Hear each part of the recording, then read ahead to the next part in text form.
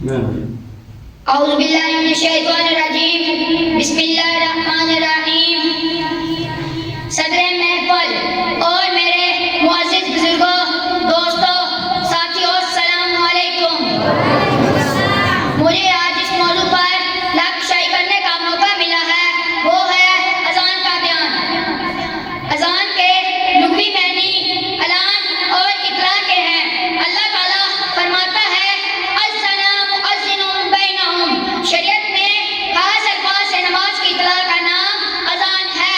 सबसे पहली अज़ान हज़रत जिब्राईल अमीन रज़ियल्लाहु ताला अन्हु ने मेराज शरीफ की रात बैतुल मुक़द्दस में दी, जब हुज़ूर सल्लल्लाहु अलैहि वसल्लम ने सारे नबियों को नमाज पढ़ाई।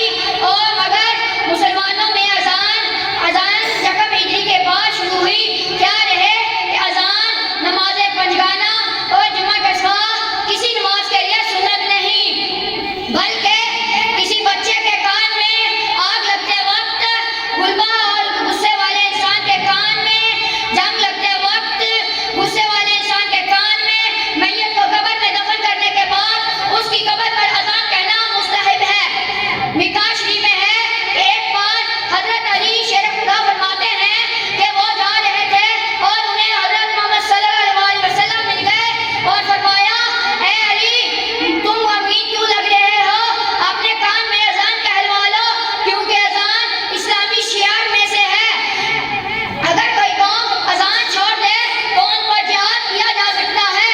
हजरत अबू हुरैरा फरमाते हैं कि एक बार हजरत मोहम्मद सल्लल्लाहु अलैहि वसल्लम से लोगों ने पूछा कि ए हजरत मोहम्मद सल्लल्लाहु अलैहि वसल्लम, पहली साफ और नमाज का क्या सवाब है?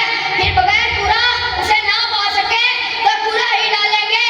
रिवायत है हजरत ज़ैद इब्ने हारिस सदाई रज़ियल्लाहु ताला अन्हु से फरमाते हैं, मुझे नबी करीम सल्लल्लाहु अलैहि वसल्लम ने नमाज फजर में हुक्म दिया कि अज़ान कहो।